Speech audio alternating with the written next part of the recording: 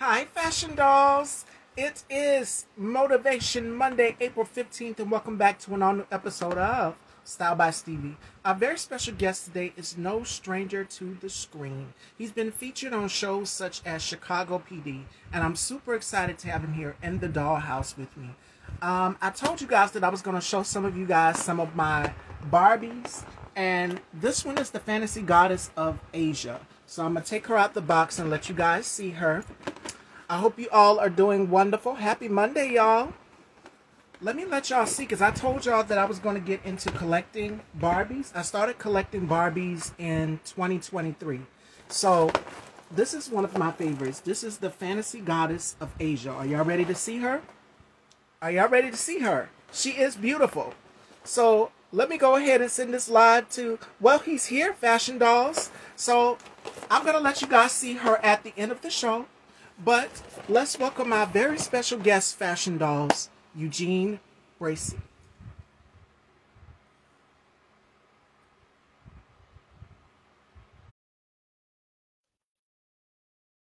Or I could just accept. There we go. Hello. Oh, hi. Welcome to the dollhouse. How are you? I'm good. How you doing? I can't see you. Oh my God. Okay, what about now? It's still dark. Oh wow.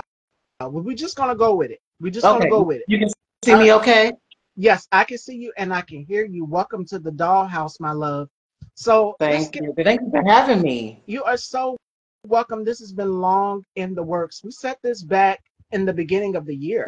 I think we set this Like in the beginning. January. Yes. So hmm before we get into our interview, how has 2024 been for you so far this year? it's been an interesting ride. It's just been like a lot of reflection. As far as like auditions and stuff, it's been a little Yeah. slow, but it's been giving me the power to create. And when that strike happened, it's kind of been slow since then. But I'm non-union, so it's given a lot of us non-union actors and creators time to create because I started writing my own projects. And so I've pretty much been doing that. I work in the medical field, so I've just been focusing on that, but definitely creating like behind the scenes. I'm trying to get into that more. Okay. Okay.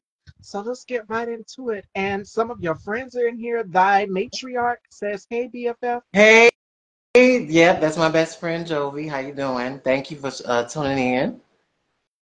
Welcome, welcome. If you're just coming in, hi, Kino. I know ABC is live. Hopefully, she goes live tonight. So Okay. let's get right into it. Who is Eugene Bracy, and where was he born, and where did he develop the passion for acting? Eugene Bracy is a dreamer, a true thespian, Eugene Bracy. Me, I was born in Chicago, on the south side of Chicago. I grew up in the south suburbs. I moved out there ever since I was 6 years old. Wow. I knew I wanted to be an actor since I was 5 years old. So me and my mom, we used to go to this mom and pop video store when we lived in the city called Class Act Video, and she let me pick out any film that I want. Now I know I'm gonna kind of be judged a lot on this, but I was able to watch horror movies at a young age. So of course I picked out a horror movie. So I saw this poster, and it had a picture of uh, a white mask, and on like the left of that mask, it was a picture of a little girl in a clown costume. So I was like, I want this one because it's got kids in it. So my mom let me get it. It was Halloween 5. I'll never forget that. So the lead character in that film was a little girl. Um, the character's name was Jamie Lloyd, but the actress that played her name was Danielle Harris. And I knew the difference between fact and fiction. You know that I knew that these films were, it wasn't real. Yeah. It really wasn't a man going around butchering people with knives and stuff. But I really liked the little girl who played Jamie Lloyd. I thought she was amazing. I'm like, Mom, I want to do what she does. So I thought performance was so convincing. I'm like, that's what I want to do. And also, I used to watch behind the scenes making of movies on HBO. They would have behind the scenes of Yep. how films are made before the film came out, and I'm like, I want to do what they do. So jump forward to seventh grade, we had to perform for the eighth grade graduation class, and we had to sing songs from Grease and Bye Bye Birdie. So I really enjoyed being on that stage. That's when I knew that musicals wasn't really my forte, but I knew that I belonged on the stage. So right after that, fast forward 2 more years in high school, my mom was in the administration office signed me up for school, and I'm like, where's the drama club, and how do I sign up? So I joined drama club, speech club. So I competed at different schools with speech club. I usually did humorous interpretation, dramatic interpretation. And then after that, I graduated and went to Bradley University in Peoria, Illinois, for 4 years. And straight after school, after college, after I graduated with a BFA in theater performance, I just started working in the real world. I started auditioning. After 10 auditions, I got my first gig in a children's show at the Corn Productions called Bobby Corn in the House on Wheat Lake. And it's just been going from there. And then fast forward 2021, years later, you have been featured on an award-winning show, Chicago PD, in your hometown, Chicago. So a lot of talent has come from Chicago, from Jennifer Hudson, Sherry Shepherd. Yeah. So how does it feel? And if you could create a Mount Rushmore of some of your idols that you've looked up to growing up, actors, who would your top 5 be on your Mount Rushmore? Definitely Denzel Washington. I think, Mm. he's an amazing actor, um, very experienced, has a lot of chops. I love anything Denzel Washington. One person that's very underrated is Don Cheadle. I Oh, think he's yeah. amazing. Yes. I've watched several of his films, Crash. I forgot the name of the show my mom used to watch with him on, I think it was Showtime. It was with Kristen Bell. And I just cannot remember the name of it, but I used to watch that on the regular. I think he's very underrated. Jeffrey Oh, Wright is very underrated. and he was Um, nominated for an Oscar this year. I mean, yeah, one of the and nominations I are have for not seen him. Have you outstanding. seen American Fiction? I haven't seen it, but I've heard mad reviews about it. Yeah. And then the director won an Oscar for it. So 3 Black Oscar nominees. That's a whole nother conversation. I Right. touched on it in another show. I've touched on it with Chappelle Nicole, who's an actress. Okay. So you guys can go and check that out. Um, and we got some questions for you, but you were saying your Mount Rushmore for your top 5. Okay, so I got 2 more. Like as far as I love Viola Davis and Octavia Love. Spencer. I think that just their characters are very multidimensional. Like Viola Davis, excuse me, she captured me when I first saw her when I was in high school. Antoine Fisher, when she played his mom, and Mm. she had that small role as his mother, and when she opened that door and their eyes met, it was just and there was no dialogue at first, but you can feel like the pain. You can see the pain in her face, and that reminded me, like when I was in college, I had like a lot of small roles, and when I first started having like non-speaking roles or small roles, I'm like I didn't appreciate them, but I learned to appreciate them because your character can make an impact by saying little to nothing, and you can have a memorable character just by being on screen for a few minutes. And I cherish that about Viola Davis's performance in Antoine Fisher. Absolutely. And we got a Hmm. question for you from Aquino. She wants to know, how long did you audition before you got your first break?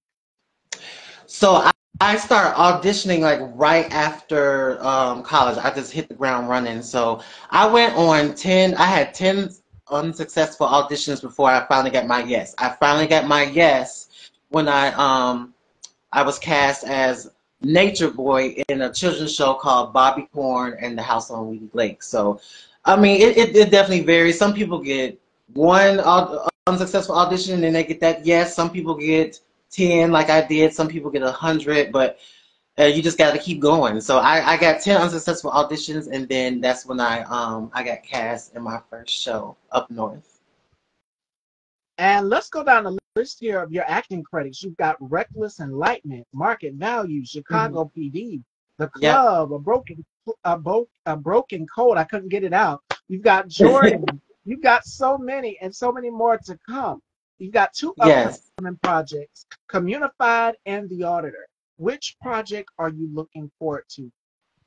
Well, Communified, that even though it says upcoming, it's been showing at different festivals. It's actually the director is going to take it to Georgia, I believe, next month and show it there. We did a film festival here. I want to say, yeah, in December. I want like December 2nd, and it's been shown. So I show up at the very end of the film, and we're in talks about having a spinoff of my character, Mr. Barnes. So it's a very wonderful piece that's set in the 1960s. It's like pre-Black Panther Party. It's about a group of vigilantes that fight for the rights of their neighborhood. They have like a whole underground like thing going on where they pretty much fight, crime around the neighborhood, different injustices around the neighborhood. It's a very beautiful, powerful short film. And I know he plans on expanding it and making it a feature-length film. And like I said, it's been showing around different festivals in Chicago, and it's going to be shown in Georgia next month. So I'm excited about that. I won't be able to attend the festival in Georgia, but I'm just glad that the world is seeing it. That's being shown in Yeah. different states. I'm really excited about that. You've talked about having being told no throughout your career. What are, for the viewers watching, what are some of your obstacles that you've encountered being a black actor in the industry? I, this industry can be very, very judgmental. Like you have to have thick skin because I've been told like I was not attractive enough for one role. I was told that I was too attractive for one role. I went out for this role where I had to play a homeless person, and they was like, Eugene, like we want somebody that's naturally ugly. I'm like, thank you. What?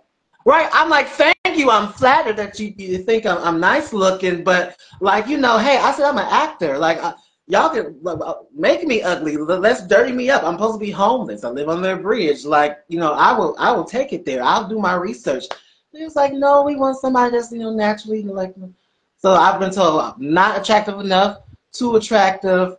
I have a soft voice, so when I auditioned for like certain roles, they was like, "That's your voice. That's how you talk. You can't make your voice deeper than that."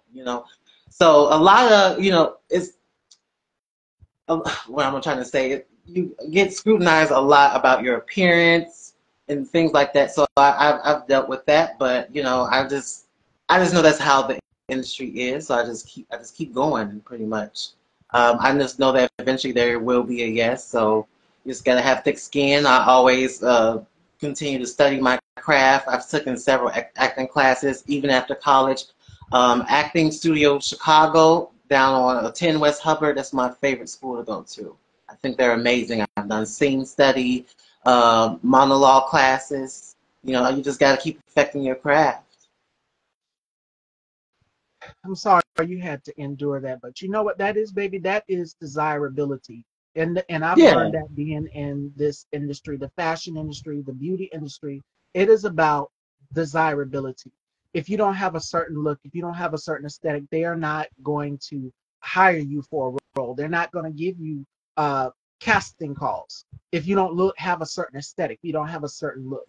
So image in this business is very, very important, but I'm so sorry you had to endure that. And Oh, it's there's going okay. to And be, go go ahead, I'm ahead. sorry, cut you off. Oh, no, no. I was just saying, and but the upside is like a lot of colorblind casting. Like there was a lot of roles I auditioned for that was Yeah, really written for a Caucasian male, but I've been cast in it anyway. So I love the whole colorblind casting thing that they're auditioning and accepting roles for minorities, even though it was made for a Caucasian. right. So I do that's the upside of things. Right. And you get to change the narrative because the character was typically written for someone that is non-black. And Mm. you're going in and they're not knowing what they're getting and they hire you on the spot for the role. So definitely. Yeah, and then I would say that I'm blessed with when you go into a audition and you know that you did such a good job. And then one Yeah, audition I had, as far as the club, that when you mentioned the club, that's going back to like 2011, and that audition I know that I did very well. But she called me, she was like, "You didn't get the role of Jeff." I know Jeff was like a bitter divorcee. He was going through a divorce, and I thought his role was fun because it was about working at a restaurant, and I've worked at restaurants for years. So I did not get the role of Jeff, who was a manager at a restaurant or winery or yeah, whatnot.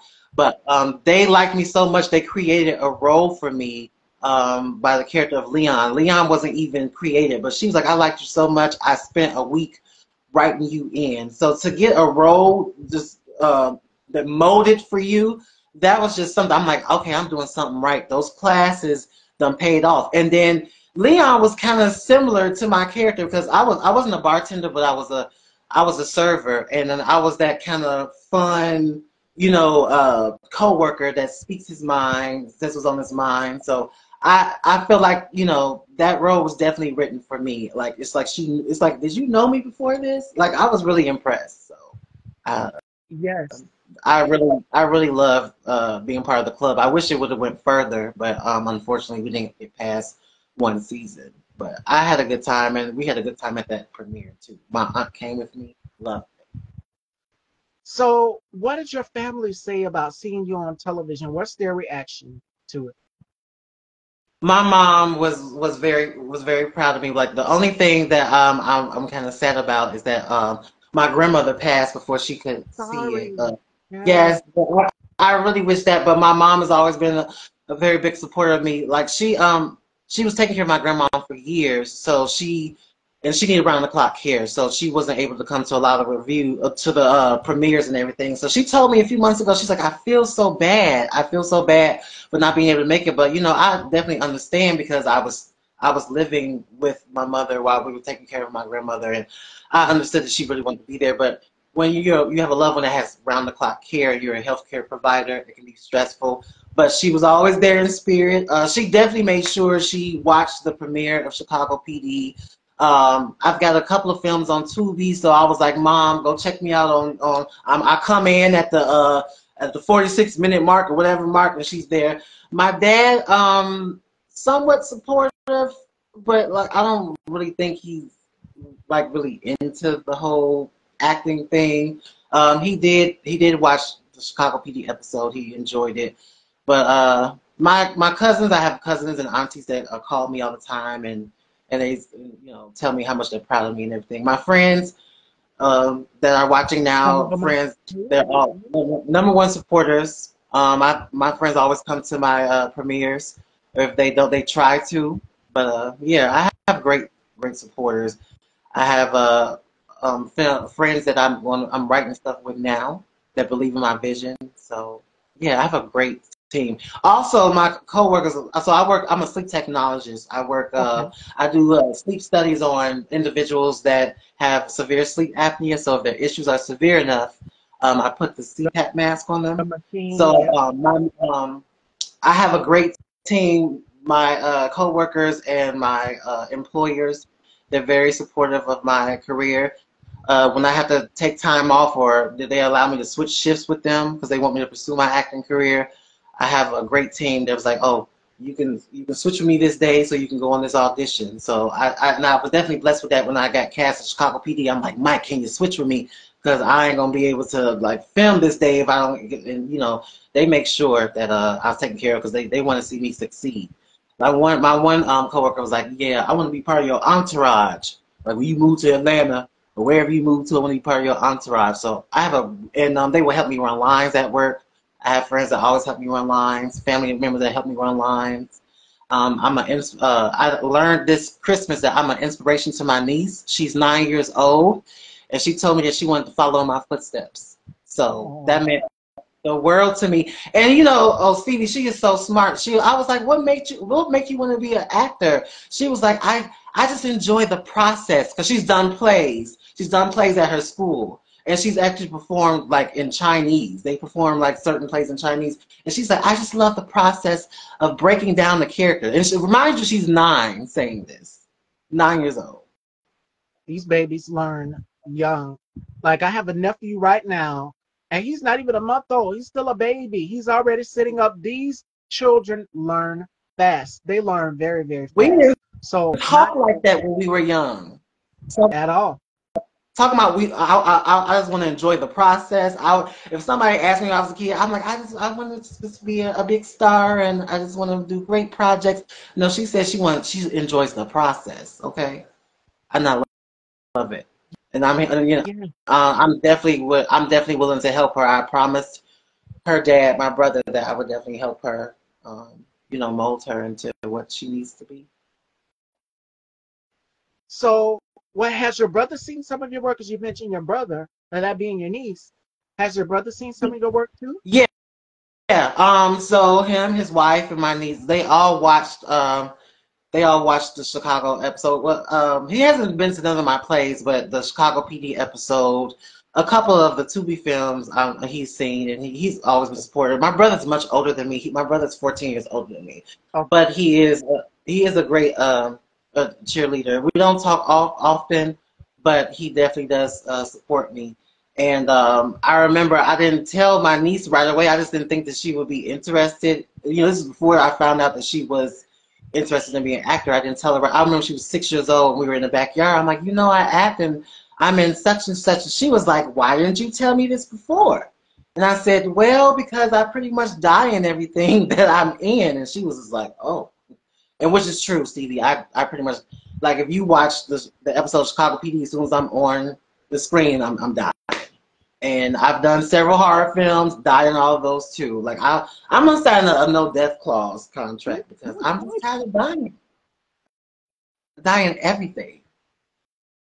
So character-wise, what is next for you? What type of characters do you want to portray throughout your career other than the character passing away? What type of genre of film do you see yourself portraying in the future?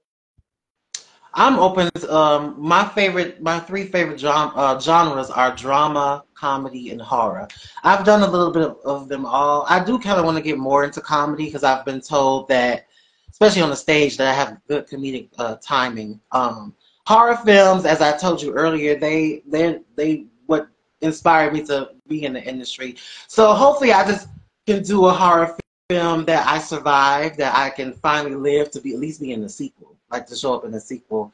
And not just want to just do in front of the camera. I aspire to write and produce my own material. My dream project is to do a biopic on Florence Ballard from the Supreme. Ooh, Yes. So remember a few weeks ago you had did a little tribute to Mary Wilson. I know you had posted her in one of those beautiful gowns on yeah, and we briefly talked about it on your page. And I just swear I really wish that she was still alive because she took up for Flo until the day she died. And I always love the Supremes. I've been a big fan. I like all type of music. So I listen to like 50s and 60s music, and they were my favorite group. And I remember my mom telling me when I was young, she briefly told me, oh, and about that particular member, like that's Florence, and she passed away very young and stuff. yeah. So when I moved to California, I used to go to the library a lot, and I found a book on her called The Lost Supreme by Peter Benjaminson. He was a reporter who interviewed her in 1975, months before her death, and she was on welfare, and her life took a really hard turn. So I read that whole book in like 2 days, and it was the most beautiful and most tragic story. And a lot of people they question me like why I want to do a biopic on her. I guess because not them not knowing much about her, them her not being the lead singer of the group. But I'm like, little did y'all know she started off as the lead, but Berry Gordy wanted her to fall back into to be background because her Yeah. voice was too strong. It was too soulful, and Diana Ross's voice, he felt it fit more of a white audience. And I mean, it was the strategic. It was a brilliant idea, and it definitely worked. But it kind of like I felt undershadowed Yeah. flow because she had that soulful Aretha Franklin type voice. And if people who really know the story, they know about Dreamgirls. Dreamgirls was loosely based on Florence Ballard. Ballard was the real Effie White.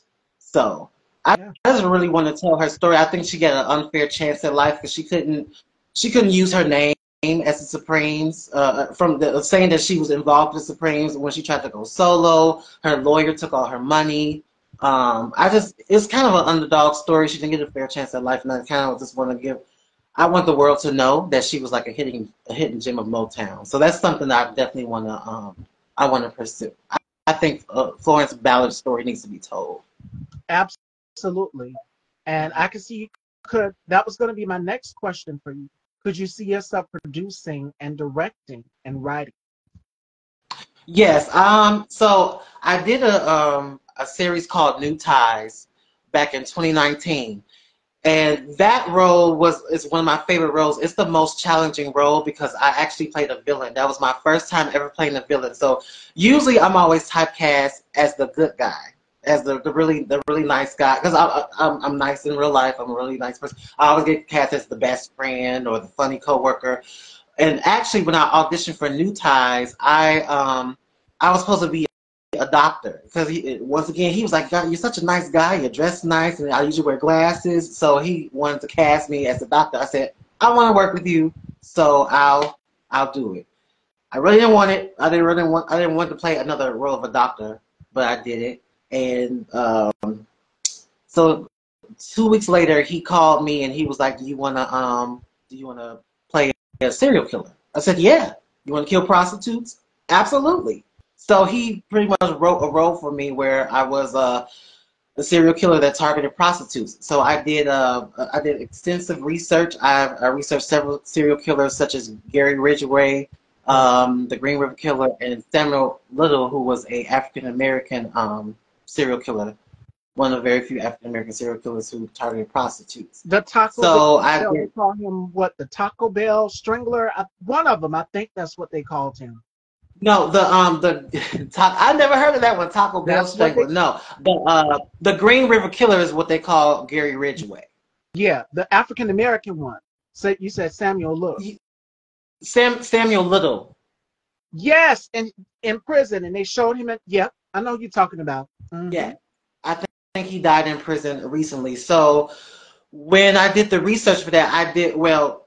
The one documentary that stood out was the one on Gary Ridgway, and when I watch horror films, I'm always rooting for the good guy, and the good guys are mostly in horror films are females, in which I like that. They're, the final girl is always strong. She's resourceful. She has to, she Yeah, has to use her wit to fight evil and whatever. But as watching this documentary, and I'm realizing that I have to become this dark person.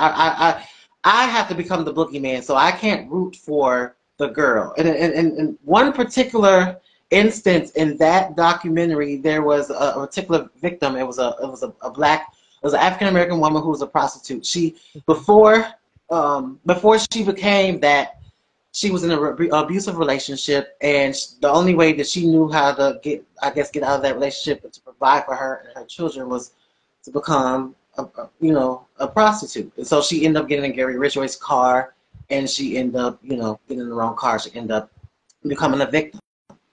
And a fisherman had found her body, and when he found her body, he said her hand was waving with the current. And it's kind of like, even though she was already gone, he was like, yes, I felt like that she was waving to me, that she was just letting me know that she was there. I started to feel like really sorry for that victim, and I realized becoming that character, you can't feel sorry for the victims, because if I was my character's name is Arthur Marsh. If I was Arthur Marsh, if I was watching the news, I would be proud of my work, because I and would no feel like remorse no because they one will have ever find no you. remorse. I'm sorry, what you say? I said because SKs have no remorse after what they do. Yes, I would, I would, I would love. I would cherish I was trying to find the right word. I would cherish my handiwork. Like if I watched it on the news, I would cherish my handiwork because nobody would care about you. No one would want to find you because of your profession. So I had to get into a very dark place for that. And also, I was in talks to do like a spinoff of that because I felt like in each episode, all he did was like strangle or kill a different person, and then that would be it. I felt like we need. I told the director we need a backstory on this guy to figure out what made him tick, what made him become this dark, evil sociopath. So I end up writing a script, which is a spinoff, an origin story of that character from that show, New Ties, and I just simply titled it Arthur. So we go into his childhood about how he became to be. His mother abused him. She allowed her friend, one of her female friends, to abuse him when he was 12 years old, and that molded him to be the person that he became to be because he was abused. He was awkward. None of the kids really liked him. So that made him become a mute. And when he becomes grown, he sees the lady who abused him, and that triggers him. And she's still a prostitute in the present day, and that triggers him to become the Sand, aka the Sandman Killer. So I wrote that.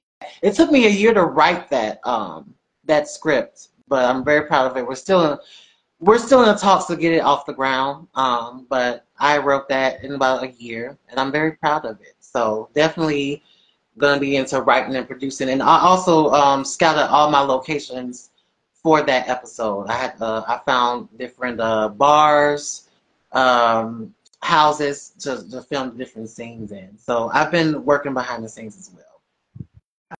All right, all right.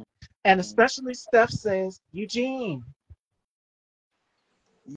Yeah. Hey, yes, and that's Stephanie James. She's one of the directors in Chicago.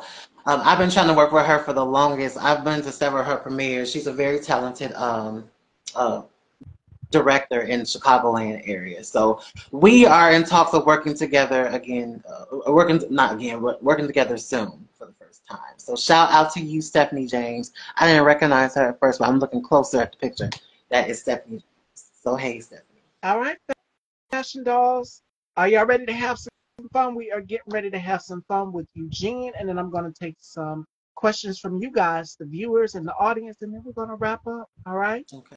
Okay, so it is springtime officially. The heat is here. Fashion dolls, it's Coachella season. We're going to do something called the spring icebreakers because Lord knows we got to cool off. It is getting hotter outside each day. So I'm going to ask Eugene a few questions, and the audience, you guys at home that are watching right now, are also welcome to chime in and let me know your favorite things for the springtime as well. All right, so I'm going to go through a list.